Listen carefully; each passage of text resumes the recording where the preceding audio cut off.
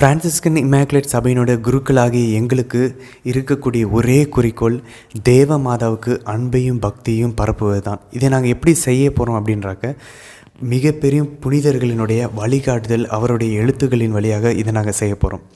குறிப்பாக ஆவிகளை பகுத்தறிவது, discernment of spirits, நமக்குள்ளே வரக்கூடிய எண்ணங்கள், ஆலோசனைகளை பகுத்தறிவதற்கு புனித லோயோலா இன்னாசியரை போல் யாருமே ஒரு தெளிவான விளக்கத்தை கொடுத்ததே கிடையாது. புனித லோயோலா இன்னாசியார் அவருடைய ஸ்பிரிச்சுவல் எக்ஸசைசஸ் அப்படின்ற புத்தகத்தில், அதாவது தமிழில் மந்திரேசா அப்படின்ற புத்தகத்தில் 14 விதிமுறைகளை கொடுத்துருக்கிறாரு. இந்த விதிமுறைகளை நம்ம தெரிந்து கொண்டோம் அப்படின்னாக்க, நமக்குள்ளே வரக்கூடிய எண்ணங்கள் தூய ஆவினவரிடமிருந்து வருவதா, இல்லது மாதாவிடமிருந்து வருவதா, அல்லது இது தீய ஆவிகள் சாத்தானிடமிருந்து வருவதா அப்படின்னு சொல்லி நம்ம ஈஸியாக பகுத்தறிய முடியும். இந்த வீடியோவில் நம்ம எல்லா விதிமுறைகள், எல்லா ரூல்ஸையும் நம்ம பார்க்க போகிறதில்ல, அந்த 14ஐயும் நம்ம பார்க்க போகிறதில்ல. ஆனால் அதில் இருக்கக்கூடிய முக்கியமான முதல் 4 அடிப்படையான பேசிக் ஃபவுண்டேஷன்ஸாக இருக்கக்கூடிய விதிமுறைகளை மட்டும் இந்த வீடியோவில் நம்ம பார்க்க போகிறோம். ஆனால் இந்த விதிமுறைகளை நம்ம தெரிந்து கொள்வதற்கு முன்னாடி சுருக்கமாக லோயோலா இன்னாசியாரை பற்றி தெரிந்து கொள்ளலாம்.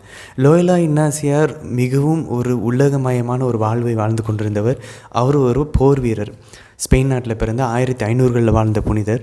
அவர் உலகத்தையே ஜெயித்து இளவரசி அவர் மனம் முடிக்கணும் அப்படின்றதுக்காக ஒரு உலக பிரகாரமான ஒரு மனிதராக மிகப்பெரிய போர் வீரன் ஆகணுன்ற குறிக்கோள் இருந்தவர்.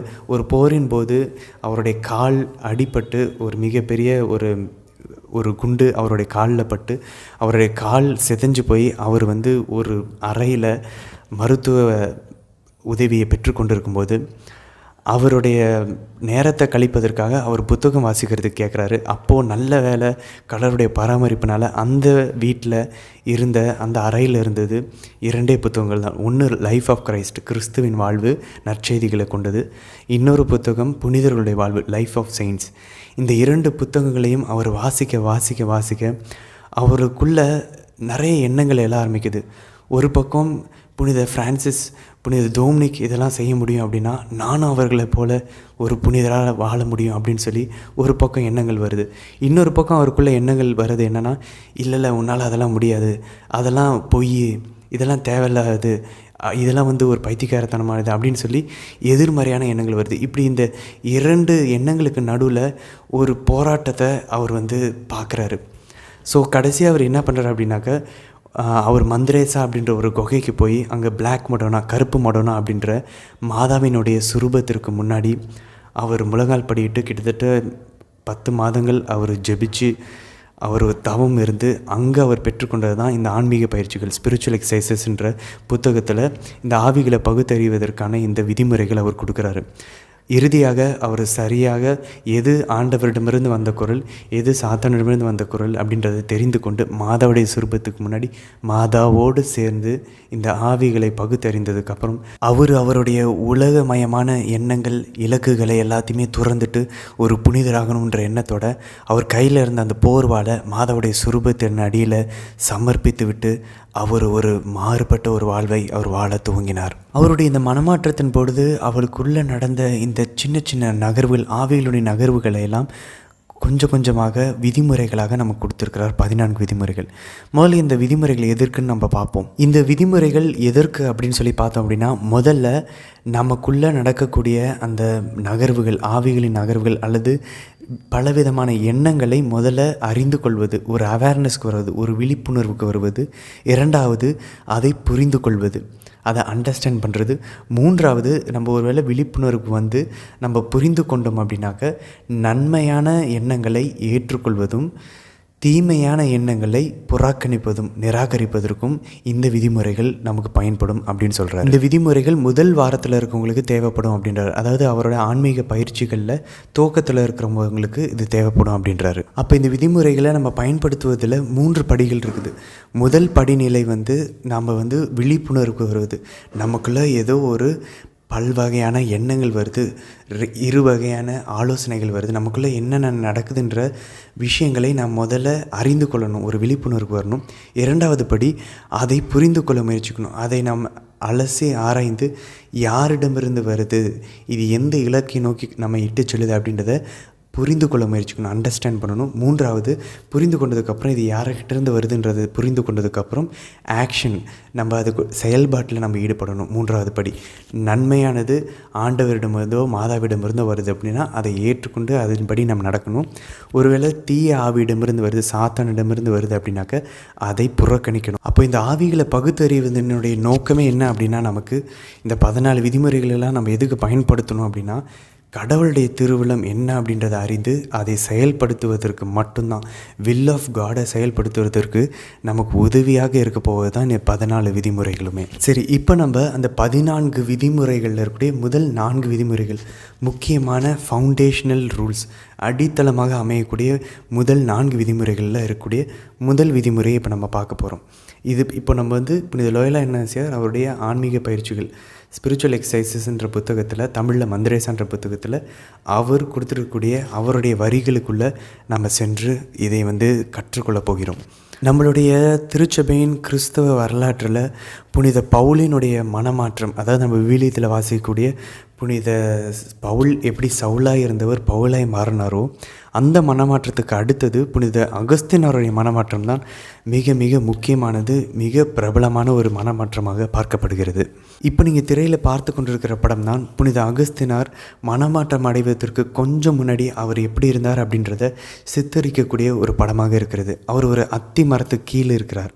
அவருக்குள்ளே மனசுக்குள்ளே பல்விதமான எண்ணங்கள் ஓடிக்கொண்டிருக்கக்கூடியதை சித்தரிக்கக்கூடிய படம் இது. அவருடைய கன்ஃபெஷன்ஸ் அப்படின்ற புத்தகத்தை நம்ம வாசிச்சோன்னா தெரியும், அவருடைய மனசுக்குள்ளே என்ன மாதிரியான எண்ணங்கள் அவருக்குள்ளே ஓடிக்கொண்டிருந்தது அப்படின்றத நம்ம தெரிந்து கொள்ளலாம். நம்ம அவரை பற்றி தெரிஞ்சுக்கணும் அப்படின்னா, இந்த மனமாற்றம் அடைவதற்கு முன்னாடி அவர் ரொம்ப மிகப்பெரிய பாவப்பட்ட ஒரு வாழ்க்கையை அவர் வாழ்ந்து கொண்டிருந்தார். ஆனால் அவருடைய வாழ்வில் ஆண்டவரும் தேவமாதாவும் கொஞ்சம் கொஞ்சமாக அந்த செயலாற்றும் அருள், ஆக்சுவல் கிரேசஸை கொடுத்து கொண்டிருந்தார். அவர் பாவத்தில் இருந்தாலும் அதிலிருந்து அவர் வெளிவருவதற்கான ஆக்சுவல் கிரேசஸ், செயலாற்றும் அருளை கொஞ்சம் கொஞ்சமாக கொடுத்து கொண்டு தான் இருந்தார்கள். அவருடைய மனமாற்றத்தை அவர் தள்ளி தள்ளி போட்டு கொண்டிருந்த அவர் ஒரு கட்டத்தை நெருங்குகிறார். எந்த கட்டம் அப்படின்னாக்க, இந்த பாயிண்டில், இந்த ஒரு புள்ளியில் ஒன்று நான் மனமாற்றம் எல்லாத்தையும் விட்டுட்டு வெளியே வரணும் முழுமையாக, இல்லாட்டி நான் இதிலே இருக்கணும் அப்படின்ற ஒரு முடிவெடுக்க வேண்டிய ஒரு கட்டத்திற்கு அவர் வருகிறார். அந்த கட்டத்தில் அவர் என்ன எழுதுகிறாருன்னு சொல்லி அவருடைய புத்தகத்திலேருந்து நம்ம வாசிச்சோன்னா தெரியும். அவர் என்ன சொல்கிறார் பாருங்கள், என்னுடைய இளமை பருவத்தில் தீமைகள்னால என்னையே நிறைத்து கொள்வதில் நான் நெருப்பாய் பற்றி எறிந்து கொண்டிருந்தேன். காட்டுத்தனமான இருளான பாதையில் செல்வதற்கு நான் துணிந்து இருந்தேன் அப்படின்றாரு. பாருங்கள், டாக்டர் ஆஃப் த சர்ச், திருச்சபையினோட முனைவர், பண்டிதர், மிகப்பெரிய புனிதர் என்ன சொல்கிறார் பாருங்கள். மேலும் அவர் கூறுகிறார், இதுதான் என்னுடைய நோயினுடைய இயல்பாக இருந்தது. நான் கடும் வேதனையும் துன்பத்தில் இருந்தேன். இந்த பக்கம் அந்த பக்கமும் என்னுடைய சங்கிலினால், பாவத்தின் அடிமை சங்கிலினால் நான் துன்புற்று கொண்டிருந்தேன். ஒரு நாள் என்னுடைய சங்கிலி முழுமையாக உடைக்கப்படும் நான் நம்பி கொண்டிருந்தேன். ஏன்னா ஒரு கடைசி அந்த சின்ன விஷயந்தான் என்னை பிடிச்சி இழுத்துட்டு இருந்துச்சு.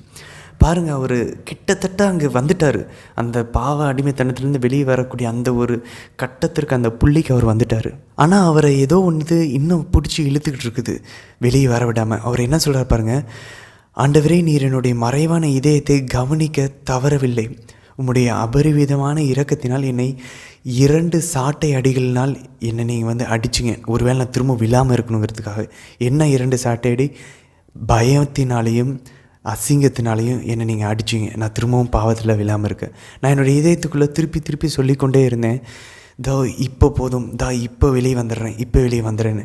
ஆனால் இப்படி நான் சொல்லிக்கிட்டே அந்த தீர்மானத்தை எடுக்கக்கூடிய அந்த புள்ளிக்கு, அந்த கட்டத்திற்கு வந்தேன் ஒழிய, ஆனால் நான் அதில் வெற்றி அடையலை. கிட்டத்தட்ட ஆல்மோஸ்ட் அவர் வந்துட்டார் அந்த பாவத்தின் அடிமைத்தனத்திலேருந்து வெளியே வர்றதுக்கு.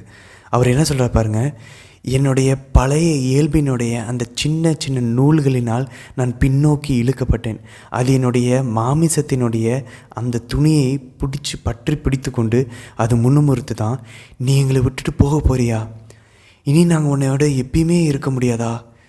நீ இனிமேல் எப்பயுமே இதையோ அதையோ உன்னால் எப்பயுமே நீர் பண்ணவே முடியாது. இந்த வார்த்தைகள் அவருக்குள்ளே, அவருடைய பின்னாடியிலிருந்து, அவருடைய தலைக்கு பின்னாடி இந்த வார்த்தைகள் கேட்டுக்கொண்டே இருந்து அவரை பின்னோக்கி இழுத்து கொண்டே இருக்குதான். அவருடைய தலையை முன்பக்கம் திருப்பி அவர் எங்கே போகணும், இதெல்லாம் விட்டுட்டு வெளியே போகணுன்னு நினைக்கிறாரோ அங்கே போக விடாமல் இந்த குரல்கள், இந்த எண்ணங்கள் அவரை பற்றி இழுத்து கொண்டே இருக்குதான். அவருக்குள்ளே பாருங்கள், ஒரு மன போராட்டம் நடந்து கொண்டு இருக்கிறது. புனித லோயோலா அன்னாசியாருடைய 14 விதிமுறைகளில் முதல் 2 விதிமுறைகள் எதை சம்மந்தப்பட்டது அப்படின்னா, ஒரு ஆன்மா தன்னுடைய ஆன்மீக வாழ்க்கையில் எந்த ஒரு திசையில் அதை நோக்கி போய்கொண்டிருக்கிறது அப்படின்றது சம்மந்தப்பட்ட விதிமுறைகள் அந்த முதல் 2 விதிமுறைகள். ஒரு ஆன்மாவுக்கு 2 திசைகள் மட்டும்தான் அது போக முடியும். ஒரு திசை கடவுளிடமிருந்து வெகு தொலைவிற்கு போய் பாவத்தை நோக்கி செல்வது. இன்னொரு திசை பாவத்திலிருந்து வெகு தொலைவிற்கு போய் கடவுளை நோக்கி செல்வது. இந்த முதல் 2 விதிமுறைகள் ரொம்ப ரொம்ப முக்கியமானது. ஏன்னா ஒரு ஆன்மா எந்த திசையில் போயிட்டுருக்கிறது அப்படின்றத அதை அறிந்து கொண்டால்தான் சாத்தானோ அல்லது தூய ஆவியானவரோ அல்லது மாதாவோ எப்படிப்பட்ட யுக்தியை அந்த ஆன்மாவின் மீது கையாள்வார்கள், எப்படி அந்த ஆன்மாவுக்குள்ளே அவர்கள் எண்ணமோ அவர்களுடைய நகர்வுகள் இருக்கும் அப்படின்றத நம்மளால் புரிஞ்சிக்க முடியும். அதனால் ஒரு ஆன்மா எந்த திசையில் நோக்கி முதல்ல போயிட்டுருக்கு அப்படின்றத நம்ம கண்டறிய வேண்டும். சரி, முதல் விதிமுறை என்ன சொல்லுது அப்படின்னு சொல்லி நம்ம பார்க்கலாம். முதல் விதிமுறை என்ன சொல்லுது அப்படின்னாக்க, எந்தெந்த நபர்கள் எல்லாம் ஒரு சாவான பாவத்திலிருந்து இன்னொரு சாவான பாவம் இப்படி பாவத்தின் மேல் பாவமாக செய்து கொண்டிருக்கிறார்களோ அந்த நபர்களிடம் எதிரியாகிய அழகை, அதாவது எதிரி நம்ம இங்கே சொல்வது எனிமின்னு சொல்வது சாத்தான் என்ன பண்ணுவான் பொதுவாக அப்படின்னாக்க, அவர்களுக்கு நல்ல கண்ணில் தெரிகிற மாதிரி இன்பங்களை அழகான விஷயங்களை காட்டி காட்டி காட்டி அடுத்த பாவத்திலேருந்து அடுத்த பாவத்துக்கு நம்மை கற்பனை செய்து இச்சைக்குரிய இன்பங்களை கொடுத்து நம்மை அந்த பாவத்திலே வைத்திருப்பதற்காக, நம்மளுடைய பாவ அடிமைத்தனத்திலே நம்ம சிக்கி கொண்டு நம்ம அதிலேயே நிலச்சிருங்கிறதுக்காக ஒரு இன்பத்திற்கு மேலே அடுத்த இன்பத்தை நம்மளுடைய கற்பனையில் அவன் கொடுத்து கொண்டே இருப்பானாம். ஆனால் குட் ஸ்பிரிட், அதாவது தூய ஆவியானவரோ அல்லது மாதாவோ இந்த மாதிரியான நபர்களிடம் எப்படி அவங்க செயல்படுவாங்க அப்படின்னாக்க, அவர்கள் எதிரான ஒரு முறையை பயன்படுத்துவாங்க. எப்படி அவர்களுடைய மனசாட்சியை குத்துவாங்க, கடிப்பாங்க. எப்படின்னாக்க ஒரு பகுத்தறியும் திறனை பயன்படுத்தி ஒரு தார்மீக முடிவை எடுக்க வைப்பதற்காக அவங்க மனசாட்சியை குத்திவாங்க, கடிப்பாங்க. சரி, இதை நம்ம ரொம்ப தெளிவாக புரிந்து கொள்ளணும் அப்படின்னாக்க, ஒரு நபர் பாவம் செய்து கொண்டிருக்காங்க, அவங்க வாழ்க்கையில் ஒரு பாவத்திலேருந்து இன்னொரு பாவத்தில் விழுந்து கொண்டே இருக்காங்க, குறிப்பாக சாவான பாவத்தில் அப்படின்னா, சாத்தானாகிய அழகை எதிரி 2 விஷயங்களை பண்ணுவான். முதல் விஷயம் ஆலோசனை, இது நல்லா இன்பமாக இருக்கும் அப்படின்னு சொல்லி ஆலோசனை ப்ரப்போஸ் பண்ணுறது ப்ளஷர்ஸை. 2வது அந்த ஆலோசனை கொடுத்த உடனே நம்ம உடனடியாக கற்பனையில் ஆமால அது இன்பமாக இருக்கும்ல அப்படின்னு சொல்லி நம்ம கற்பனையில் அந்த இன்பத்தை கொண்டு போவது. 3வது அந்த பாவத்தை செய்ய வைத்து அந்த பாவத்திலே மாட்டிக்கொண்டு நம்ம இருப்பது. ஆனால் இப்படிப்பட்ட நபர்களிடம் நல்ல ஆவி, அதாவது தூய ஆவியானவர் அல்லது தேவமாதா எப்படி நடந்துக்குவாங்கன்னா, எதிரான ஒரு முறையை பயன்படுத்துவாங்க. என்ன பண்ணுவாங்க அப்படின்னாக்க, மனசாட்சியை குத்துறது, கடிக்கிறது, இந்த 2 விஷயங்கள் பண்ணுவாங்க. அதாவது எப்படி மனசாட்சி உறுத்து வைப்பாங்க. நம்மளுடைய பகுத்தறிவை பயன்படுத்தி அந்த திறனை அவங்க பயன்படுத்தி ஒரு அருளை கொடுத்து, இப்படி தான் கடவுளுடைய அருள் செயல்படும். அந்த பாவத்திலிருந்து பாவத்தை நோக்கி சென்று கொண்டு இருக்க மனிதர்களுக்கு கடவுளுடைய அருள் எப்படி செயல்படும்னா, மனசாட்சி உறுத்தும். இது தப்பு தானேன்னு சொல்லி நம்ம பகுத்தறிவின் வழியாக மாதாவோ தூய ஆவியானவரானவரோ நமக்கு உணர்த்த முயற்சிப்பாங்க. இது ஸ்டிங்கிங் அண்ட் பைட்டிங், குத்தும் உறுத்தும் இதன் வழியாக. இது ஏதோ புனித அகஸ்தனாருக்கோ இல்லை மற்ற புனிதர்களுக்கோ இது நடக்கலை. இது இப்போவும் நடக்குது, நமக்குள்ளேயும் நடந்துகிட்ருக்கு. உதாரணத்துக்கு ஆபி ஜான்சன் அப்படின்ற இந்த பெண், அவங்க அல்ட்ராசவுண்ட் கைடட் ஒரு அபார்ஷன் செய்யக்கூடியவர். அவங்க கருக்கலைப்பு செய்யக்கூடிய ஒரு மருத்துவராக இருந்தவங்க. அவங்க பாருங்கள், அவங்களுடைய புத்தகத்தில் எழுதுகிறாங்க, அவங்க எப்போ இந்த அல்ட்ராசவுண்டுன்ற இந்த கருவியை கையில் எடுத்து அதோடைய அந்த செட்டிங்ஸ் எல்லாம் அவங்க சரி செய்து அந்த கருக்கலைப்பு செய்ய அவங்க முயலும்போது அவங்களுக்குள்ளே ஒரு போராட்டம் ஏற்பட்டுச்சான். இது இங்கே நான் இருக்க விரும்பலை, இந்த அபார்ஷன் நான் செய்ய விரும்பலை அப்படின்னு சொல்லி அவங்க மனசுக்குள்ளே ஒரு எண்ணம் எழுது ஒரு பக்கம். இன்னொரு பக்கம் இன்னொரு குரல் அவங்களுக்கு என்ன கேட்குது அப்படின்னா, இல்லை இது தப்பான ஆட்டிடியூட், நீ இப்படிலாம் பயப்படக்கூடாது அப்படின்னு சொல்லி கேட்குது. ஓகே, நான் என்னுடைய மனசாட்சியை தயார்படுத்திக்கிட்டு ஒரு ஆழ்ந்த ஒரு மூச்சை இழுத்து விட்டுட்டு என்னையே நான் ஒரு சாஃப்டான ஒரு இசையை பின்னாடி ரேடியோவில் நான் போட்டு விட்டுட்டு என்னையே நான் திடப்படுத்திக்கிட்டு, இது ஒரு நல்ல லேர்னிங் எக்ஸ்பீரியன்ஸாக இருக்கும், நீ நிறையா கற்றுக்கலாம். அல்ட்ராசவுண்டு வச்சு அபார்ஷன் எப்படி பண்ணணும்னு உனக்கு தெரியவே தெரியாது, நீ இதை முதல் தடவை கற்றுக்க போகிற.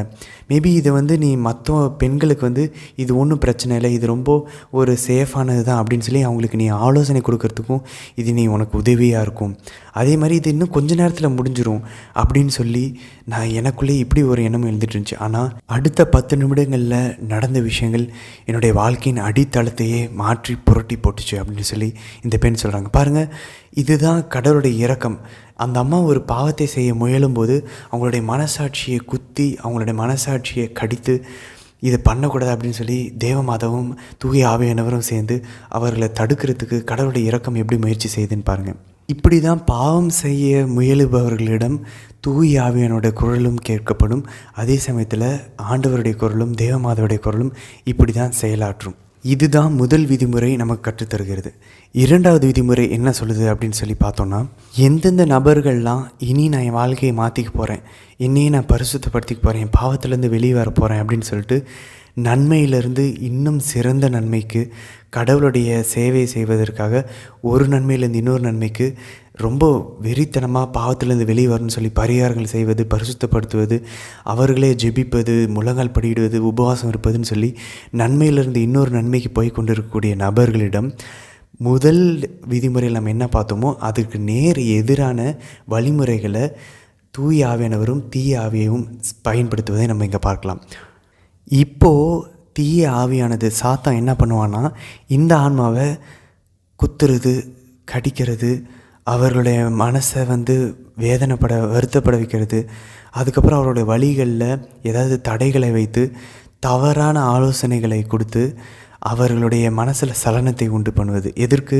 அந்த நபர் இனி முன்னேறி இந்த பாவத்திலேருந்து வெளியே போகக்கூடாது அப்படின்றதுக்காக.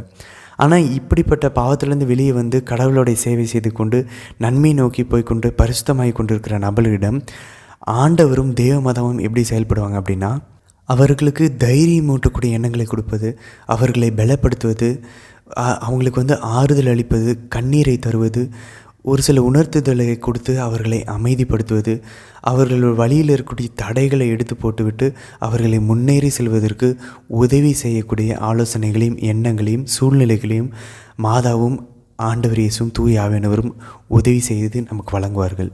அப்போ 2வது விதிமுறை நமக்கு என்ன சொல்லி காட்டுது அப்படின்னாக்க, ஒருவேளை ஒரு நபர் தன்னையே மாற்றிக்கொண்டு பாவத்திலேருந்து வெளியே வர்றதுக்காக தன்னையே சுத்திகரித்து பரிகாரங்கள் செய்து பரிசுத்தம் படுத்தி கொள்ள முயற்சிக்க செய்யும்போது சாத்தான் 4 விஷயங்களை செய்வான். முதல்ல அவனோட மனசாட்சியை கடிப்பது, அப்படியே அதை வருத்தப்பட வைக்கிறது, பாரப்பட வைக்கிறது, வழிகளில் தடைகளை வைத்து தவறான எண்ணங்களை ஆலோசனைகளை கொடுத்து சலனத்தை உண்டு பண்ணுவது. இந்த 4 விஷயங்களை சாத்தான் ஏறெடுத்து அந்த நபரை முன்னேறி செல்வதற்கு தடை செய்வான். உதாரணத்துக்கு அமெரிக்காவின் மெக்சிகோ நாட்டில் குவாதலூப்பேன்ற இடத்துல மாதா காட்சி கொடுத்தப்ப, வாண்டியாகோ அப்படின்ற அந்த நபருக்கு காட்சி கொடுத்தப்ப மாதா போய் அங்கேருந்த அந்த கத்தோலிக்க ஆயரிடம் போய் இங்கே ஒரு கோயில் கட்ட சொல்லி மாதா ஒரு செய்தியை கொடுக்குறாங்க. வாண்டிகோ போய் அந்த ஆயரிடம் சொன்னப்போ ஆயர் ரொம்ப சந்தேகப்பட்டு நிறையா அவர் ஒரு ஆதாரங்களை கேட்டு வாண்டியோவை திருப்பி அனுப்பி விட்றாரு. அப்போ வாண்டியோ மனம் உடைஞ்சு அவர் சொல்கிறாரு, என் அரசியே, என் அன்னையே, நீங்கள் வேறு யாராவது நல்ல பணக்காரவங்களை, நல்ல சமுதாயத்தில் மதிப்புள்ளவங்களை நீங்கள் அனுப்பி விடுங்க. அப்போ அவங்க சொல்கிறத அவங்களாம் நம்புவாங்க. நான் ஒன்றும் இல்லாத மனுஷன், நீங்கள் என்ன போய் எனக்கு பழக்கமில்லாத ஒரு இடத்துக்கு போய் அனுப்புகிறீங்களே, அங்கெல்லாம் நான் என்னோடய நேரத்தை செலவழித்ததே இல்லையே, அங்கே போய் என்னை அனுப்புகிறீங்க, அவங்களாம் என்னை நம்பவே மாட்டேங்கிறாங்க. நான் உங்களை ஒரு வேளை இப்படி சொல்கிறதுனால கோவப்படுத்தினேன்னா, ரொம்ப உங்களை நான் காயப்படுத்தினேன்னு நான் மன்னிச்சிருங்க அப்படின்னு சொல்லி வாண்டியகோவுக்குள்ளே ஒரு சலனம், ஒரு மிக மன வருத்தம், மன தளர்ச்சி அவருக்கு ஏற்படுகிறது. ஆயர் மறுத்தப்ப பாருங்கள், கடவுளுடைய திருவுளத்தை நிறைவேற்ற செல்லக்கூடிய அந்த வாண்டியகோடைய மனசில் ஏற்படக்கூடிய இந்த சாத்தனுடைய எதிர்மறையான எண்ணங்கள் பாருங்கள் அவரை எந்த அளவுக்கு மன தளர வைக்குதுன்னு. ஆனால் மாதா அதுக்கு நேர் எதிராக எப்படி செயல்படுகிறார்கள் பாருங்கள். மாதா சொல்கிறாங்க, என் அன்பார்ந்த இளைய மகனே, நான் சொல்வதை கேள், நல்லா தெரிஞ்சுக்கோ, எனக்கு போய் என்னுடைய செய்தியை சொல்வதற்கு ஆள் இல்லாமல், இல்லை சேவை செய்யக்கூடிய வேலை ஆட்கள் இல்லாததுனால, என்னுடைய திருவுளத்தை நிறைவேற்றத்துக்கு ஆள் இல்லாதனால நான் இதை உங்ககிட்ட கொடுக்கல. நீ என்னுடைய இந்த கருத்திற்காக நீ போய் கெஞ்சி உன்னுடைய உதவினால் என்னுடைய திருவுளம் நிறைவேற வேண்டும் என்பது அவசியமாக இருப்பதனால் தான் நான் உங்ககிட்ட கொடுத்துருக்கேன் அப்படின்னு சொல்லி மாதா அவர்களை தைரியப்படுத்துகிறாங்க, உற்சாகப்படுத்தி ஊக்கப்படுத்துகிறாங்க. ஆக மொத்தம் இந்த முதல் 2 விதிமுறைகள் நமக்கு என்ன தெளிவாக எடுத்து கூறுகிறது அப்படின்னாக்க, ஒரு நபர் அல்லது ஒரு ஆன்மா எந்த திசையில் செல்கிறாரோ அதை பொறுத்து தூய ஆவியானவரும் மாதாவும் அல்லது சாத்தானும் அதற்கு ஏற்ற யுக்திகளை பயன்படுத்தி அந்த நபருக்குள் செயல்படுகிறார்கள் அப்படின்னு நமக்கு தெளிவாக தெரியுது. உதாரணத்துக்கு ஒரு நபர் இயேசுவிடமிருந்தும் தேவமாதாவிடமிருந்து விலகி செல்லும்போது முதல் விதிமுறை பயன்படுத்தப்படுகிறது. இரண்டாவது விதிமுறை, ஒரு நபர் ஆண்டவர் இயேசுவையும் தேவ மாதாவையும் நோக்கி அவர்கள் செல்லும்போது இந்த இரண்டாவது விதிமுறையானது செயல்படுகிறது. மூன்றாவது மற்றும் நான்காவது விதிமுறை எதை குறித்து சம்மந்தப்பட்டது அப்படின்னாக்க, ஒரு நபரின் ஆன்மீக வாழ்க்கையினுடைய 2 நிலைகள், அனுபவங்களை குறித்தது. Conciliation, desolation. அதாவது ஆவிக்குரிய ஆறுதல் அடைந்த ஒரு நிலையில் சில சமயம் இருப்போம், சில சமயம் ஆவிக்குரிய கைவிடப்பட்ட ஒரு நிலையில் டெசலேஷனில் இருப்போம். எல்லாருடைய ஆன்மீக வாழ்க்கையிலும் இது மாறி மாறி மாறி வந்து கொண்டு தான் இருக்கும். இப்போ பிரச்சனை என்னென்னா, இது வருவது பிரச்சனை இல்லை, நம்ம எந்த நிலையில் எப்போ இருக்கிறோம் அப்படின்றத நாம் ஒரு அறியாமையில் இருப்பது தான் பிரச்சனை. ஒரு விழிப்புணர்வோடு இப்போ நம்ம கான்சலேஷனில் இருக்கோம், நம்ம ஒரு ஆறுதல் நிலையில் இருக்கிறோம், இப்போ நம்ம கைவிடப்பட்ட ஒரு நிலையில் இருக்கோம், இது டெசலேஷனில் நம்ம போயிட்டுருக்குறோம், நம்ம ஒரு கைவிடப்பட்ட நிலையில் போய் கொண்டிருக்கிறோம் அப்படின்றதை அறியாமல் இருப்பது தான் பிரச்சனையாக இருக்கிறது. ஏன்னா நம்ம அறிஞ்சு கொண்டோம் அப்படின்னாக்க தான் ஓகே, இப்போ நம்ம டெசலேஷனில் இருக்கோம் அப்படின்னாக்க தான் அடுத்து நம்ம புரிஞ்சுக்க முயற்சிப்போம். ஏன் அப்போ நான் அந்த டெசலேஷனில் போனேன், இதுக்கு என்ன காரணம் அப்படின்னு சொல்லி புரிஞ்சுக்கிட்டோம் அப்படின்னாக்க இதனால தான் வந்துச்சு அப்படின்னா அப்போ சரியான ஆக்ஷன் நம்ம எடுப்போம். அதாவது சரியான செயலை நம்ம செய்ய முயற்சிப்போம் அந்த டெசலேஷனை விட்டு வெளியே வருவதற்கு. சரி, மூன்றாவது விதிமுறை என்ன அப்படின்னு சொல்லி பார்ப்போம். மூன்றாவது விதிமுறை ஆன்மீக ஆறுதல், ஸ்பிரிச்சுவல் கான்சலேஷன் எப்படி இருக்கும் அப்படின்றத விவரிக்கக்கூடிய ஒன்றாக இருக்கிறது. புனித லோயோலா இன்னாசியார் கூறுகிறார், ஸ்பிரிச்சுவல் கான்சலேஷன், ஆன்மீக ஆறுதல் என்றால் நான் என்ன சொல்கிறேன் அப்படின்னாக்க, உங்களுக்குள்ள ஒரு உள்ளார்ந்த நகர்வுகள் ஏற்படும். அந்த உங்களுடைய ஆன்மாவில் நடக்கக்கூடிய அந்த நகர்வுகளினால் உங்களுடைய ஆன்மா கடவுள் மீதான, அதாவது நம்மை படைத்த ஆண்டவர் மீதான அன்பினால் பற்றி எரியும் அப்படின்றாரு. இதனுடைய விளைவாக நீங்கள் உலகத்தில் இருக்கக்கூடிய எந்த படைத்த பொருள் மீதும் நீங்கள் அன்பு கொள்ள மாட்டீர்கள். ஆனால் நம்மை படைத்த ஆண்டவரிடம் மட்டுமே அன்பினால் நீங்கள் பற்றி எறிவீங்க அப்படின்றாரு. அதே போல் ஆறுதலின் நிலையில் இருக்கும்போது, கான்சலேஷன் ஸ்டேஜில் இருக்கும்போது அந்த ஆன்மா கடவுள் மீதான அன்பில் இன்னும் அதிகரித்து அவரை நோக்கி செல்வதற்காக அடிக்கடி கண்ணீர் வடிக்கும் அப்படின்னு சொல்லி புனித லோயோலா இன்னாசியார் கூறுகிறார்.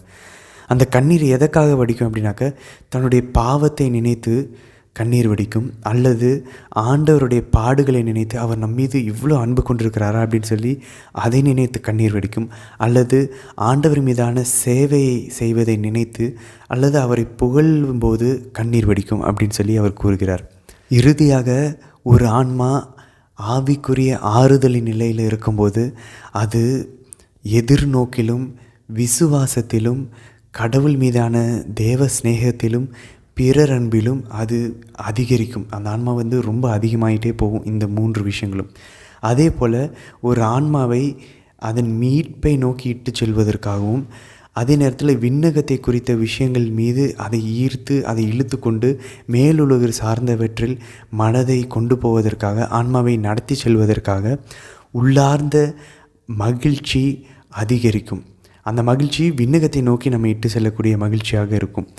இதனால் அந்த ஆன்மாவில் மிகுந்த அமைதியும் ஒரு சலனமில்லாத ஒரு நிலையும், அது படைத்தவரிலே அப்படியே அமைதியில் அது நிலைத்திருக்கக்கூடிய ஒரு நிலைமை தான் ஆன்மீக ஆறுதலின் நிலையாக புனித லோயோலா இன்னாசியார் நமக்கு கூறுகிறார். ஸோ இந்த மாதிரியான அனுபவங்கள், உணர்வுகள் எல்லாம் நமக்குள்ளே இருந்துச்சு அப்படின்னாக்க நம்ம ஆவிக்குரிய ஆறுதல் நிலையில் நம்ம இருக்கிறோம் அப்படின்னு சொல்லி அர்த்தம்.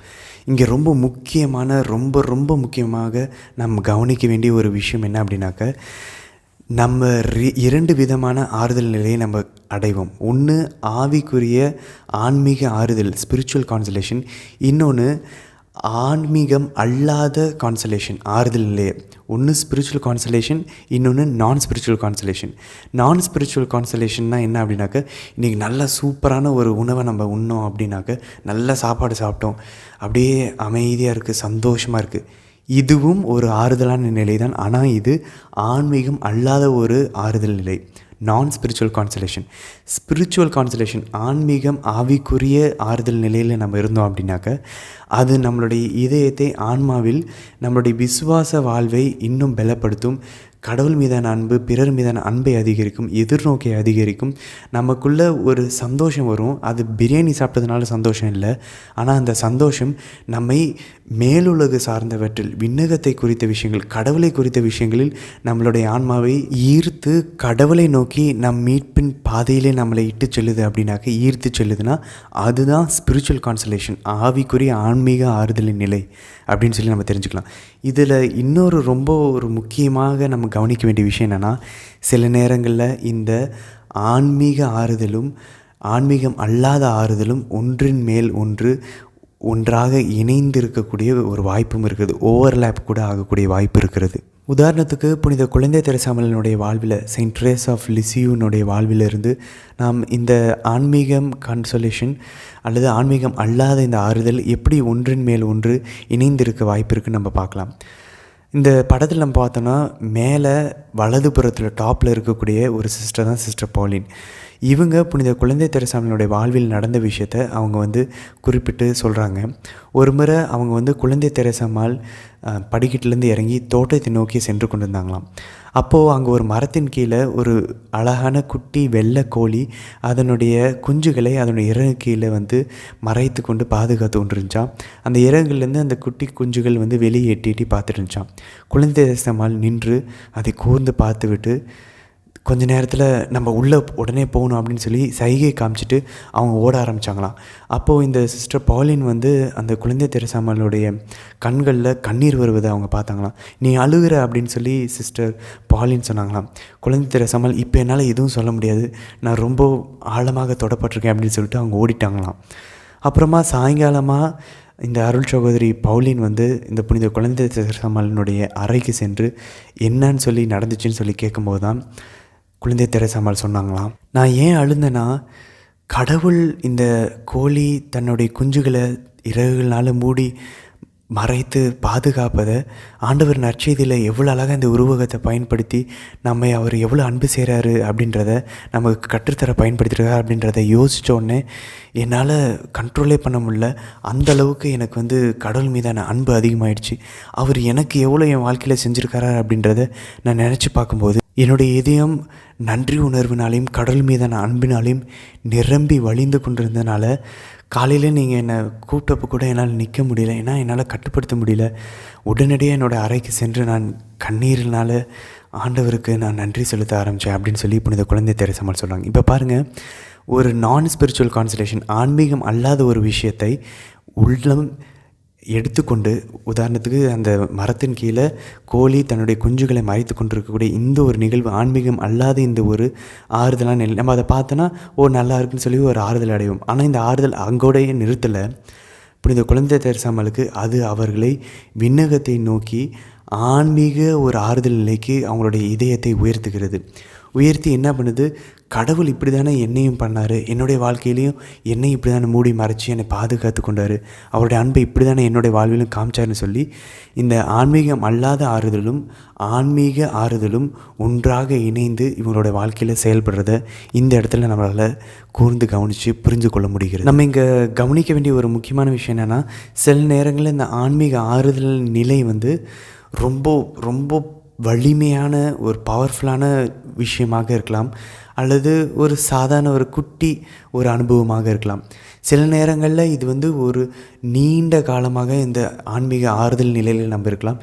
சில நேரம் ரொம்ப குறுகிய ஒரு நேரம் மட்டுமே, கொஞ்சம் செகண்டு, கொஞ்சம் நிமிடங்கள் அது நமக்கு போயிடலாம். அதே போல் நமக்கு இன்னொரு விஷயமும் தெரிந்திருக்கணும், இந்த ஆன்மீக ஆறுதலானது ரொம்ப ஒரு தனிப்பட்ட நபரை பொறுத்து அது நமக்கு கொடுக்கப்படும், ரொம்ப பர்சனலான ஒரு விஷயம். உதாரணத்துக்கு இங்கே புனித குழந்தை தெரசாமால் ஒரு பெண் அப்படின்றதுனால இந்த கோழி இந்த சின்ன குஞ்சுகளை பார்க்கும்போது அவங்க மனசு ரொம்ப இலகிய மனசு, சாஃப்டான மனசு அப்படின்றதுனால இதை பார்க்கும்போதே அவங்க ரொம்ப எமோஷனல் ஆகிறாங்க. இதுவே ஆண்கள் எடுத்துக்கொள்வோம், ஆண்களுக்கு இந்த ஒரு விஷயம் நம்மளை நகர்த்தாது. ஆனால் ஆண்களுக்கு ஒவ்வொரு நபருக்கும் எந்தெந்த விஷயம் அவர்களுடைய மனதை தொடுமோ அதை கடவுள் ஆன்மீகம் அல்லாத விஷயங்களை கொண்டு கூட ஆன்மீக ஆறுதலுக்கு கொடுப்பதற்கு, மனதை உயர்த்துவதற்கு, கடவுளை அவரை நோக்கி ஈர்த்து கொள்வதற்கு மாதாவும் கடவுளும் சின்ன சின்ன விஷயங்களை பயன்படுத்தலாம். ஒரு தாய்க்கு தன்னுடைய பிள்ளை எதனால் எப்படி அவங்க வந்து அவங்களுடைய இயல்பை புரிந்து கொண்டு எது அவர்களுக்கு ஏற்றதாக இருக்கும் அப்படின்றத புரிந்து கொண்டு ஆண்டவரும் தேவமாதாவும் நமக்கு தருவாங்க. உதாரணத்துக்கு நம்ம கோயிலில் இருக்கும்போது ஒரு பாடல் நம்மளுடைய மனசை தொடலாம். அதிலிருந்து நம்ம கண்ணீர் வடித்து ஆண்டவர் என்னை எவ்வளவோ என் வாழ்க்கையில் நல்லா செஞ்சுருக்கிறாருன்னு சொல்லி நம்ம கண்ணீர் வடிக்கலாம். இல்லை நம்ம நற்செய்தி வாசகம் படிக்கும்போது அதில் இருக்கக்கூடிய ஒரே ஒரு வரி மட்டும் நம்முடைய மனதை தொடலாம். இல்லை பிரசங்கம் வைக்கும்போது அது நம்மளை தொடலாம். இல்லது நம்ம வந்து யாராச்சும் ஏதாவது பண்ணிகிட்ருப்பாங்க, ஏதோ ஒரு அவங்க நமக்கே சம்மந்தமே இல்லாமல் நம்ம முன்னாடி ஏதாவது ஒரு விஷயம் நடந்துகிட்ருக்கும். ஆனால் அந்த விஷயம் நமக்கு புரிந்து கொள்வது ஆன்மீக வகையில், ஆவிக்குரிய வகையில் நமக்கு புரிஞ்சு நமக்கு வேறு ஒரு செய்தியை தந்து நம்மளை வந்து கண்ணீர் வெடிக்க வைக்கும். கடவுளை நோக்கி, கடவுள் மீதான அன்பில், விசுவாசத்தில், எதிர்நோக்கில், பிறர் அன்பில் நம்மளுடைய மனதை அதிகரிக்க அது உதவியாக பயன்படுத்தலாம். இதுதான் 3வது விதிமுறை. ஆன்மீக ஆறுதல் எப்படி இருக்கும் அப்படின்றத விவரிக்கக்கூடியது. சரி, 4வது விதிமுறை என்ன அப்படின்ட்டு சொல்லி நம்ம பார்க்கலாம். 4வது விதிமுறை ஆன்மீக கைவிடப்பட்ட நிலை, ஸ்பிரிச்சுவல் டெசலேஷன் எப்படி இருக்கும் அப்படின்றத விவரிக்கக்கூடிய ஒரு விதிமுறையாக இருக்கிறது. இதில் புனித லோயோலா என்ன சொல்கிறார் அப்படின்னாக்க, நீங்கள் 3வது விதிமுறையில் பார்த்தது ஸ்பிரிச்சுவல் கான்சலேஷன், ஆன்மீக ஆறுதலின் நிலையில் இருக்கும்போது நீங்கள் என்னென்னலாம் அனுபவித்தீங்களோ, என்னென்னலாம் உணர்ந்தீங்களோ அதற்கு நேர் எதிராக இருக்கக்கூடிய ஒரு நிலை தான் இந்த ஆன்மீக கைவிடப்பட்ட நிலையில் நீங்கள் உங்களுடைய ஆன்மா உணர ஆரம்பிக்கும். உதாரணத்துக்கு ஆன்மாக்குள்ளே ஒரு சலனம் ஏற்படும், கொந்தளிப்பு, கடுப்பு, விரக்தி, உள்ளார்ந்த ஒரு உலகமயமாக நம்மளுடைய உடல் சார்ந்த விஷயங்களை நோக்கி நம்மை உந்தி தள்ளக்கூடிய உணர்வுகள் நம்மளுடைய ஆன்மாவுக்குள்ளே ஏற்படும். இதனால் நம்மளுடைய ஆன்மாவில் பாவம் செய்யக்கூடிய சோதனைகள் ஏற்படும். இந்த மாதிரியான நிலைமையை நம்ம கடந்து போய் கொண்டிருக்கும்போது நம்மளுடைய ஆன்மாவில் விசுவாசம் மிக குறைவாக இருக்கும். அதே போல் எதிர்நோக்கு ஹோப்பே இல்லாமல் இருக்கும். கடவுள் மீதும் பிறர் மீதுமான அன்பே இல்லாமல் யாரை பார்த்தாலும் ஒரு கோபமோ வெறுப்போ வரக்கூடிய ஒரு நிலைமை இருக்கும். அந்த ஆன்மாவில் ரொம்ப வெதுவெதுப்பாக இருக்கும். அதில் பற்றி எரியக்கூடிய அந்த நெருப்பு இருக்காது, அமைதி இருக்காது, சந்தோஷம் இருக்காது. கடவுளை விட்டு ஏதோ வெகு தொலைவில் இருக்கக்கூடிய ஒரு உணர்வு அந்த ஆன்மாவில் இருக்கும். ஒரு ஆன்மா ஆறுதலில் இருக்கும்போது அந்த ஆறுதலினால் ஒரு சில எண்ணங்கள் எழுவும்.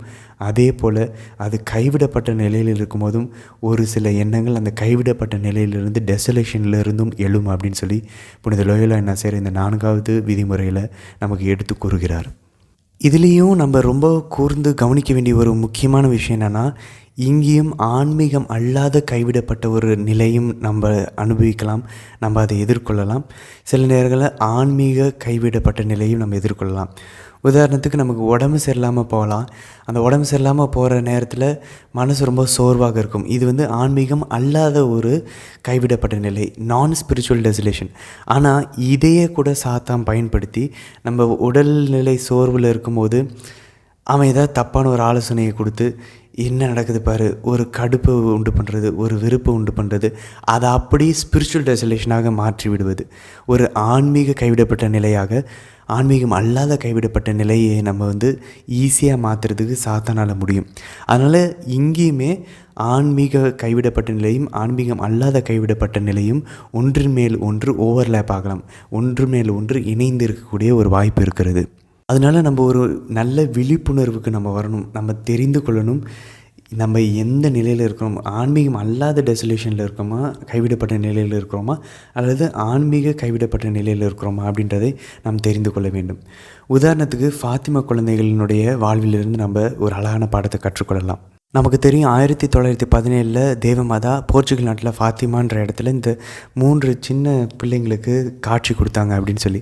முதல்ல இவங்க எல்லாம் நம்பினாங்க, நல்லா தான் போய்ட்டு இருந்துச்சு. ஆனால் அதுக்கப்புறம் அவங்க 6 மாதம் மேலேருந்து அக்டோபர் மாதம் வரைக்கும் காட்சி கொடுத்தப்ப ஒரு சில நிகழ்வுகள் நடக்க ஆரம்பிச்சிச்சு, பிரச்சனைகள் வர ஆரம்பிச்சிச்சு. அப்போ இந்த குழந்தைங்களுக்குள்ளேயே ஒரு சில குழப்பங்கள், சலனங்கள் எழ ஆரம்பிச்சிச்சு.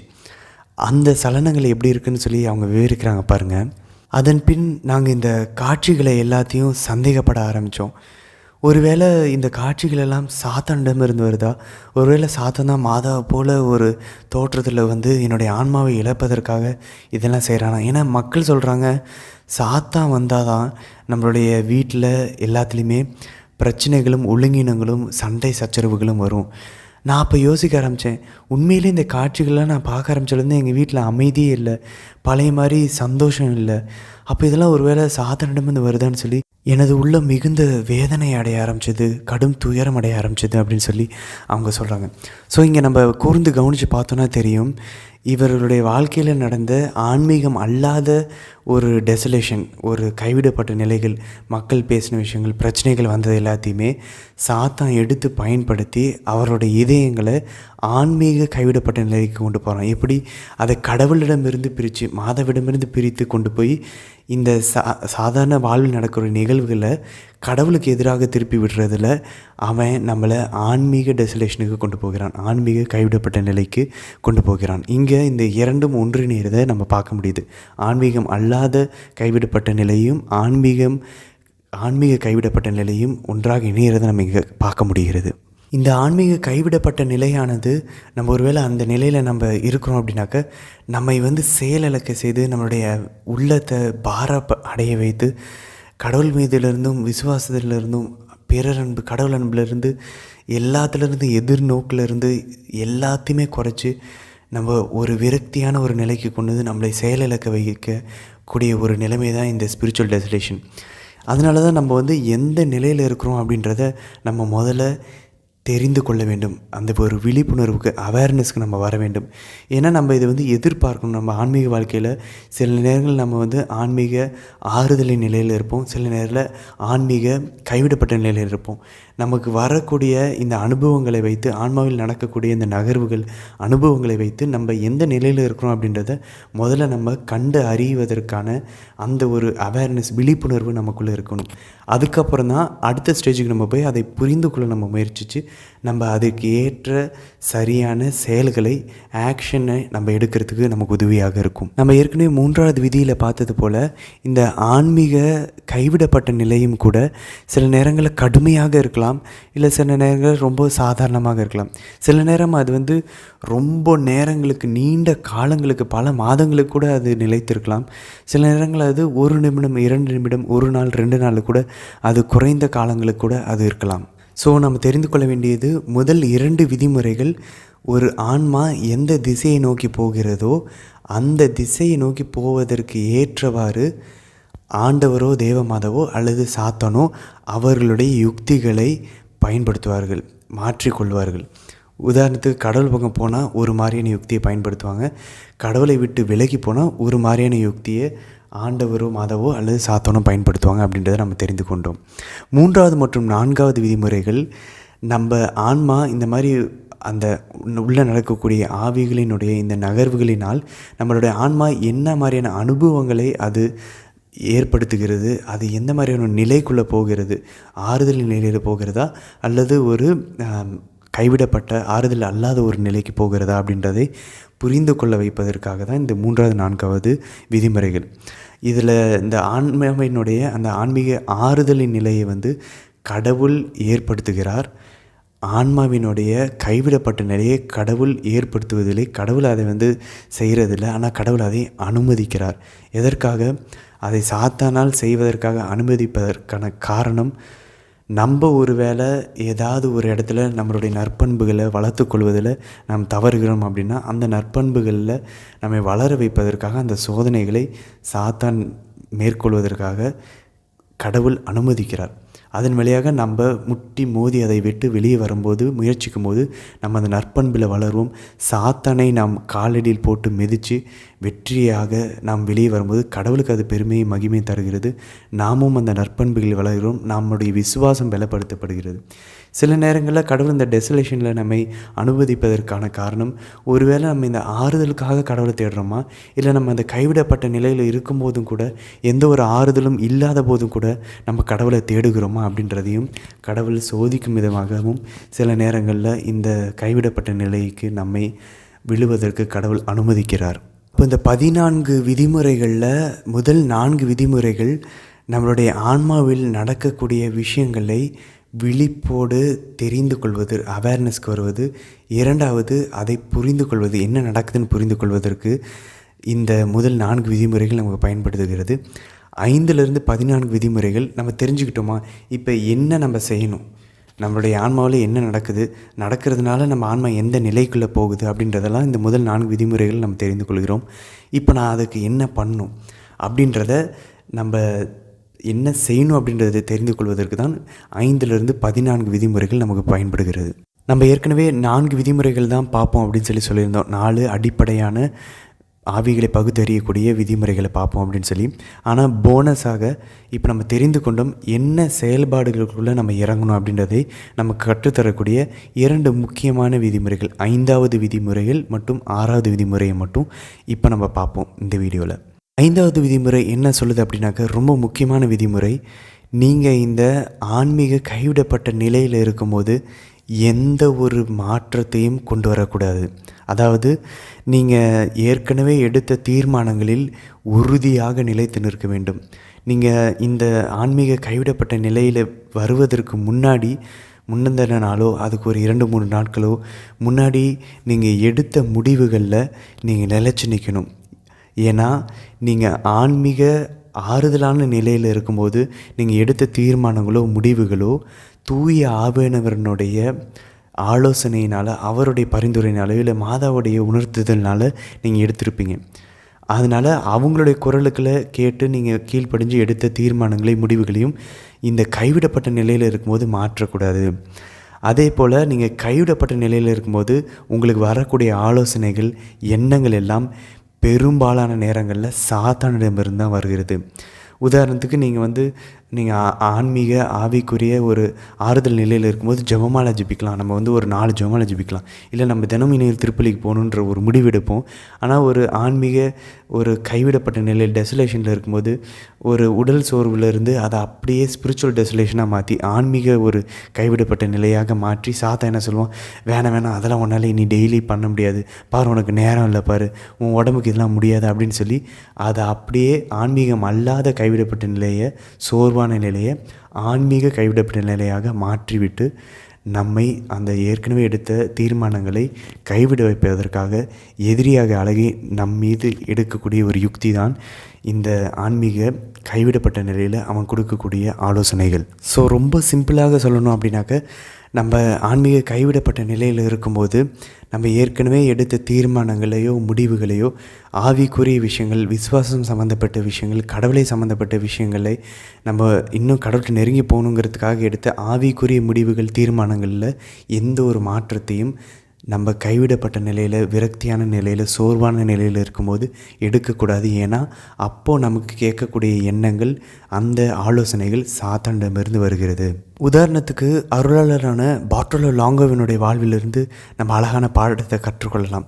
இவர் அவருடைய கல்லூரி படிப்பு காலங்களில் இந்த பில்லி சூனியம், ஏவல் இதுக்குள்ளெல்லாம் ஈடுபட்டு அவர் சாத்தான் சபையில் ஒரு குருவானவராக சேர்ந்தார்.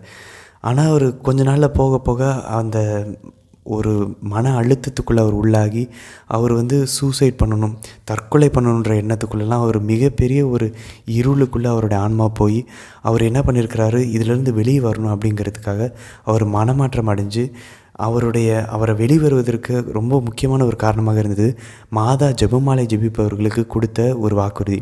என் ஜெபமாலை பக்தியை பரப்புகிறவர்கள் கண்டிப்பாக மீட்படைவார்கள் அப்படின்ற அந்த ஒரு வாக்குறுதியை அவர் ரொம்ப சீரியஸாக அதை எடுத்துக்கொண்டு அவர் என்ன பண்ணியிருக்கிறார், அதை வைத்து அவர் கடவுளினுடைய ஆண்டவர் இயேசுனுடைய குருவானவராக கத்தோலிக்க திருச்சபையில் இணைந்து குருவானவராக மாறி அவர் பணியாற்றி கொண்டு இருக்கும்போது அவர் சொல்லுகிறார், ஒரு நாள் நான் இத்தாலி நாட்டில் இருக்கக்கூடிய பாம்பேன்ற அந்த வயல்வெளிகளில் இருக்கும்போது என்னுடைய கடந்த காலத்தில் நான் சாத்தான் சபையில் இருந்த ஒரு குருவானவராக வாழ்ந்த அந்த காலங்களை நான் நினச்சி பார்த்தபோது, நான் ஒருவேளை உண்மையிலே ஆண்டவர் இயேசுவினுடைய குருவானவராக கத்தோலிக்க திருச்சபையில் நான் என்றென்றைக்கும் இனி நான் குருவானவராக இருப்பது போல், ஒருவேளை சாத்தானுக்கு நான் குருவானாக இருந்ததும் என்றென்றைக்கும் இருக்கக்கூடிய ஒரு விஷயமாக இருக்குமோ அப்படின்னு சொல்லி நினச்சி நான் உண்மையிலே மனம் திரும்பி இருந்தாலும் ஒருவேளை நான் இன்னும் சாத்தானுக்கு அர்ப்பணிக்கப்பட்டவனாக தான் இருக்கிறேனோ, இன்னும் நான் சாத்தானுக்கு அடிமையாக தான், அவனுடைய ஒரு சொத்தாக தான் நான் இருக்கிறேனோ, நான் நரகத்துக்கு தான் போயணும் அப்படின்ற எண்ணங்கள்லாம் எனக்குள்ளே வரும்போது நான் மிகுந்த ஆழமான ஒரு விரக்திக்குள்ளானேன்.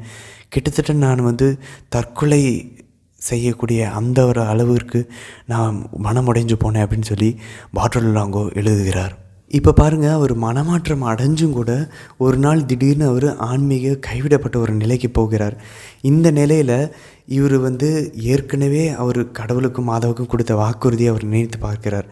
இல்லை, நான் மாதா எனக்கு வாக்குறுதி கொடுத்துருக்காங்க, என் ஜெபமாலை பக்தியை பரப்புகிறவர்கள் அவருடைய ஆன்மாவை காத்துக்கொள்வார்கள், அவர்கள் மீட்படைவார்கள் அப்படின்ற அந்த ஒரு மாதாவினுடைய வாக்குறுதியை அவர் திரும்ப ஞாபகத்துக்கு கொண்டு அவர் உடனடியாக இந்த எண்ணங்களை எல்லாம் எதிர்த்து அதை புறக்கணித்து விட்டு அவர் தொடர்ந்து அவர் ஆன்மீக ஆறுதலின் நிலையில் மனமாற்றத்தின் போது அவர் எடுத்த அந்த தீர்மானங்களை முடிவுகளில் உறுதியாக நிலைத்து நிற்கிறார். அவர் தொடர்ந்து ஒரு அழகான ஒரு வாழ்வை வாழ்ந்து மாதாவுக்கு பாம்பேயில் ஜெபமாலையின் அன்னையினுடைய ஒரு அழகான ஒரு கோயிலை கட்டுறார். நீங்கள் அந்த கோயிலை பார்த்தீங்க அப்படின்னா அவ்வளோ அழகான, உலகத்திலே அழகான ஒரு கோயில் அவர் லேடி ஆஃப் ரோசரி கோயில். இத்தாலி நாட்டில் பாம்பே நகரத்தில் இருக்கக்கூடிய கோயிலை அருளாளரான இந்த பார்ட்டோலோங்கோ தான் கட்டுகிறார். ஜெபமாலை பக்தியை உலகம் எங்கும் பரப்புகிறார். அவர் இன்றைக்கி பிளஸடாக இருக்கிறார். திருச்சபை அவர் இப்பொழுது விண்ணகத்தில் இருப்பதாக உறுதியாக அங்கீகரித்திருக்கிறது. அப்போ பாருங்கள், அவருடைய ஆன்மீக கைவிடப்பட்ட நிலையில் அவர் அதுக்கு முன்னாடி எடுத்த முடிவுகளில் தீர்மானங்களில் எந்த ஒரு மாற்றத்தையும் கொண்டு வரல. அப்போ நம்மளும் ஒரு ஆன்மீக கைவிடப்பட்ட நிலையில் இருக்கும்போது 2 கேள்விகள் நம்ம கேட்கணும். முதல் கேள்வி என்ன அப்படின்னா, நான் இப்போது ஆன்மீக கைவிடப்பட்ட நிலையில் இருக்கிறேன்னா 4வது விதிமுறையில் பார்த்த அந்த அனுபவங்கள் எல்லாம் என்னோடய ஆன்மாவில், அந்த நகர்வுகள் எல்லாம் என்னோடய ஆன்மாவில் ஏற்படுகிறதா? ஆமாம் அப்படின்னா 2வது கேள்வி, அப்போது நான் இந்த ஆன்மீக கைவிடப்பட்ட நிலையில் இருக்கிறேன் அப்படின்னா இந்த நேரத்தில் ஏற்கனவே நான் எடுத்த ஆவிக்குரிய ஆன்மீக தீர்மானங்கள், முடிவுகளை மாற்ற சொல்லி என்னுடைய உள்ளத்தில் ஒரு எண்ணங்கள் எழுகிறதா?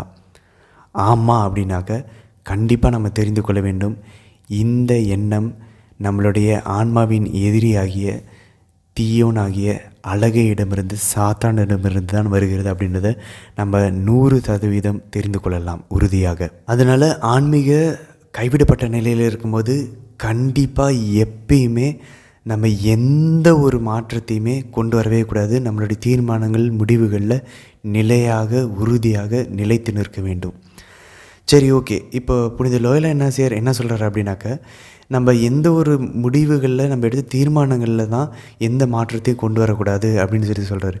ஆனால் இந்த ஆன்மீக இந்த கைவிடப்பட்ட நிலையை எதிர்கொள்வதற்கு அவர் அடுத்த விதிமுறையை கொடுக்குறாரு. 6வது விதிமுறை என்ன சொல்லுது அப்படின்னாக்க, நீங்கள் கைவிடப்பட்ட நிலையில் இருக்கும்போது நீங்கள் எடுத்த தீர்மானங்களை தான் மாற்றக்கூடாது.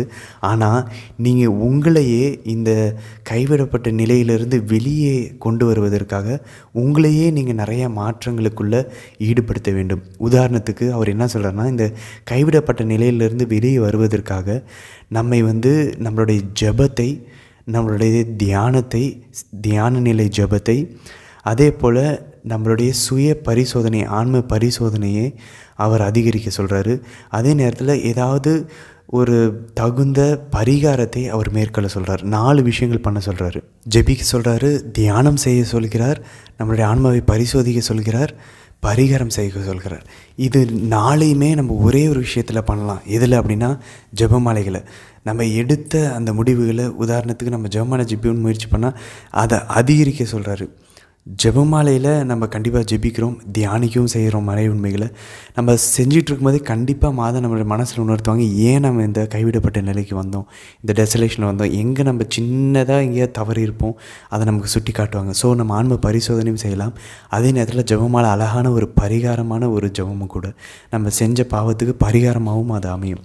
உதாரணத்திற்கு ஒரு நபர் தினமும் 4 ஜெபமாலை ஜெபிக்கணும்னு சொல்லி முடிவெடுக்கிறாரு. ஆனால் அவர் அந்த நாள் அவரோட நாள் ரொம்ப மோசமாக போகுது. யாரோ அவரை காயப்படுத்தி பேசிட்டாங்க, ரொம்ப விரக்தி ஆகிறாரு. அவருக்கு ரொம்ப எல்லாமே எதிர்மறையான எண்ணங்களில் இருக்கிறாரு. அவர் எடுத்த முடிவின்படி அவர் சாயங்காலம் 6 மணிக்கு அவர் திரும்பவும் அவருடைய வீட்டிற்கோ அவருடைய அறைக்கோ வந்ததுக்கப்புறம் ஜெபமாலை ஜெபிக்கணும்னு முடிவெடுக்கிறார். 6 மணி ஆகிறது. அந்த நேரத்தில் அவர் என்ன ஜெபிச்சு என்ன பிரயோஜனம், என்ன எல்லாமே பிரச்சனையாக தானே வருது, நமக்கு என்ன தான் மாறுனுச்சு, இவ்வளோ கஷ்டங்கள் வருது, பாருங்கள், நம்ம ஆன்மீகம் அல்லாத ஒரு சூழ்நிலை நடந்துச்சு. அங்கே ஏதோ ஒரு உலக பிரகாரமான விஷயம் நடந்திருக்கு. ஆனால் அது அந்த மனசோர்வு உடல் சோர்வாகிறது, சோம்பேறித்தனமாக ஆகிறது. அதை சாத்தான் எடுத்து பயன்படுத்தி ஆன்மீக கைவிடப்பட்ட நிலைக்கு அதை மாற்றுகிறான். நான் ஸ்பிரிச்சுவல் டெசலேஷனை ஸ்பிரிச்சுவல் டெசலேஷனாக மாற்றி அந்த நபரை வேணாம் விடுன்னு சொல்லி ஜெபமாலை ஜெபிக்காமல் தவிர்த்து அடுத்து பாவத்திற்குள் விழ வைத்து அடுத்த நாளும் ஜெபமாலை ஜெபிக்காமல் முழுமையாக கடவுளிடமிருந்து பிரித்து சென்று பாவத்தில் விழ வைக்க இந்த ஒரு சாதாரண ஒரு நாளில் நடந்த சூழ்நிலையை அவன் பயன்படுத்துகிறான். அதற்கு மாறாக புனித லோயோலா இன்னாசியார் கூறுவது போல் 6வது விதிமுறையை பயன்படுத்தணுன்னா, நம்முடைய ஜெபத்தை அதிகரித்தோன்னா அதனுடைய அந்த வல்லமையை அதனுடைய அந்த வீரியத்தை அதிகரித்தோம் அப்படின்னாக்க அந்த டெசலேஷனை விட்டு நம்ம வெளியேறுவதற்கு, அந்த கைவிடப்பட்ட விரக்தியான நிலையிலிருந்து வெளியேறுவதற்கே நம்முடைய ஜெபம், தியானம், பரிகாரம், ஆன்ம பரிசோதனை நமக்கு உதவியாக இருக்கும் அப்படின்னு சொல்லி புனித லோயோலா இன்னாசியார் இந்த 6வது விதிமுறையின் வழியாக நமக்கு கற்றுத்தருகிறார். உதாரணத்துக்கு புனித பாதிரி பியோவை நம்ம எடுத்துக்கிட்டோன்னா, அவரோட வாழ்வில் அவர் டயபாலிக் அப்ரெஷனுக்கு உட்படுத்தப்பட்டார். அதாவது சாத்தானால் நேரடியாக உடலில் கூட அவரை தாக்குவதற்கு அவர் உட்படுத்தப்பட்டார். அப்போது அந்த நேரங்களில் கூட பாருங்கள், அவர் இந்த சாத்தானுடைய இந்த கைவிடப்பட்ட இந்த நிலையில் இருக்கும்போது கூட அவர் ஜெபமாலை ஜெபிப்பதை அவர் விடவே இல்லை. பல ஜெபமாலைகள் ஒரு நாளைக்கு அவர் ஜெபிப்பதாக வரலாற்று பதிவுகள் நமக்கு எடுத்து கூறுகிறது. அப்போது நம்ம முதல் 4 விதிமுறைகளில் நம்மளுடைய ஆன்மீக வாழ்வினுடைய அடிப்படை விஷயங்களை நம்ம தெரிந்து கொண்டோம். ஆன்மாவில் ஒரு ஆன்மா எந்த திசையில் போகுது, அந்த திசையில் போகும்போது எப்படி அந்த ஆன்மாவுக்குள்ளே இருக்கிற ஆவிகள் நகரும் அப்படின்றத நம்ம தெரிந்து கொண்டோம். அதே நேரத்தில் நம்ம ஆவிகள் நகரும்போது நம்ம ஆன்மா எப்படிப்பட்ட அனுபவங்கள் ஏற்படும், ஆறுதல் அடையுமா அல்லது கைவிடப்பட்ட நிலைக்கு போகுமா அப்படின்றத நாம் தெரிந்து கொண்டோம். 5வதுலேருந்து 14 இந்த இதை நாம் புரிந்து கொண்டதுக்கப்புறம் என்ன முயற்சிகள் எடுக்க வேண்டும் அப்படின்றத நம்ம தெரிந்து கொள்வதில்லை. 5 மற்றும் 6வது விதிமுறைகளை மட்டும் இந்த வீடியோவில் இப்போ நம்ம பார்த்தோம். இன்னொரு முக்கியமான ஒரு விஷயம் நமக்கு தெரிந்திருக்க வேண்டும். டெசலேஷன் என்ன, கைவிடப்பட்ட நிலைக்கும் டெம்டேஷனுக்கும் சோதனைகளுக்கும் வித்தியாசம் நமக்கு தெரிஞ்சிருக்கணும். டெசலேஷனில் இருக்கும்போது, கைவிடப்பட்ட நிலையில் இருக்கும்போது நம்ம மனசு ரொம்ப பாரமாக இருக்கும், விரக்தியாக இருக்கும், எதிர்மறையான எண்ணங்கள் வரும், சோர்வடையும். அதன் வழியாக பாவத்திற்கு இட்டு சென்று நம்மை கடவுளிடமிருந்து பிரித்து செல்வது தான் சாத்தானுடைய யுக்தி. சோதனையின் போது, டெம்டேஷன்ஸ் வரும்போது நமக்கு இன்பமான விஷயங்களை கொடுத்து நம்மளுடைய உடலுக்கோ நம்மளுடைய உலக பிரகாரமான தேவைகளை பூர்த்தி செய்வதற்கோ இன்பமான விஷயங்களை கொடுத்து இன்பத்தின் வழியாக நம்மை பாவத்திட்டு சென்று கடவுளிடமிருந்து பிரித்து செல்வது தான் சாத்தானுடைய யுக்தியாக இருக்கிறது. டெசலேஷனாக இருந்தாலும் டெம்டேஷனாக இருந்தாலும் கைவிடப்பட்ட நிலையில் இருந்தாலும் நம்மை சோதனைக்கு உட்படுத்தினாலும் நோக்கம் ஒன்று தான், கடவுளுடைய விருப்பத்திலிருந்து கடவுளிடமிருந்து நம்மை பிரித்து செல்வது. ஆனால் நம்மளுடைய இந்த விதிமுறைகளை தெரிந்து கொள்வதனுடைய ஒரே நோக்கம் கடவுளுடைய திருவுளத்தை அறிந்து கொண்டு அதன்படி நாம் சென்று அவருடைய திருவுளத்தை நிறைவேற்றுவது தான் நம்ம இந்த ஆவிகளை பகுத்தறிவதன் பின்னாடி இருக்கக்கூடிய ஒரே இலக்கு, ஒரே நோக்கமாக இருக்கிறது. அதனால் இந்த விதிமுறைகள், முதல் 6 விதிமுறைகளை நாம் தெரிந்திருக்கிறோம். அதை நம்முடைய வாழ்வில் பயன்படுத்தி கடவுளுடைய திருவிழாவும் மாதாவுடைய திருவிழத்தையும் நிறைவேற்ற நம்மளுடைய ஆன்மீக போராட்டத்தில் நம்ம இன்னும் நல்ல ஒரு கிறிஸ்துவின் போர் வீரர்களாக போராடி வெளியேறி வெற்றிகரமாக வருவதற்கு இது பயன்படும் என்று நம்புகிறோம். ஆமேன்.